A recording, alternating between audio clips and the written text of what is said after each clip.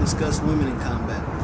We're going to take an inside look from someone who has experienced the military, and then we're going to interview a few kids and see what they have to say about the topic. I retired from the Army in 2008.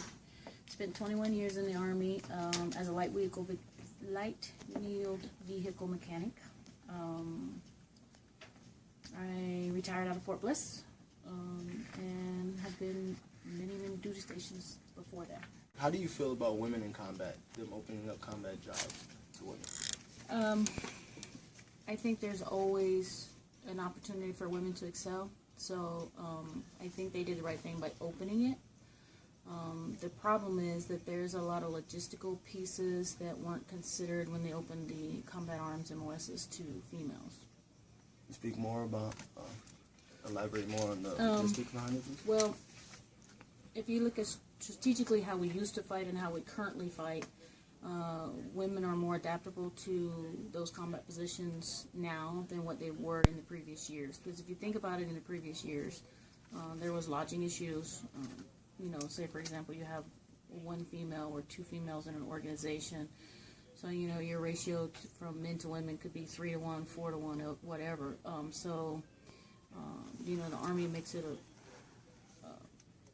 at most possibilities to try to separate men and women and sleeping arrangements and those kind of things. So if you have, a very small number of females in a combat organization that usually fights in the front lines, then the logistics piece as far as sleeping areas, latrine areas, and those kind of things would have to be exceptions too, and that would require more, whether it's an additional tent or whatever the case may be. I think that a lot of times we get caught up in men and women should be equal, therefore they should perform at equal standards. But if you look at the difference between a male and a female body, there's, some major differences in males and females. One's heart is smaller than the other, so the lung capacity is different. So you can set the same standard for females and males, and you will have females that will be able to achieve those standards, but those are the females that are the exceptional females. They're not, they're standard average females. So I always believe that women should have the equal opportunity to perform in those positions if they choose to do so, but I think just logically speaking, you can't make the standards the same because they aren't the same. We aren't the same.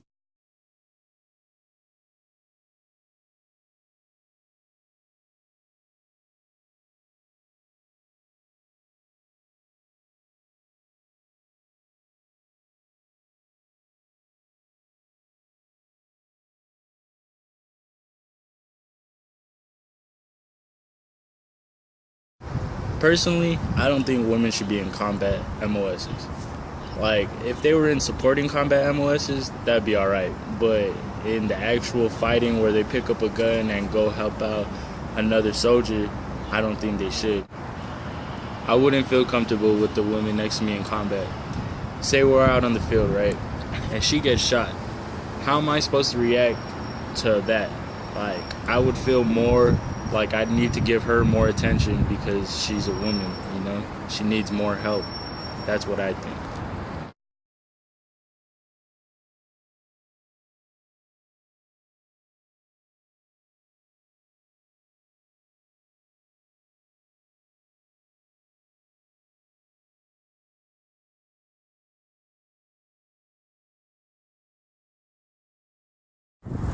Yes, I do believe women should join infantry, but only if they get put to the same physical tests as men do.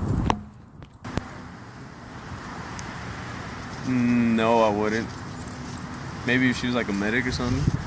So why do you think women should be in infantry if you won't feel comfortable with them with you? I said they should if they pass all the requirements. But you wouldn't feel comfortable, so why would they?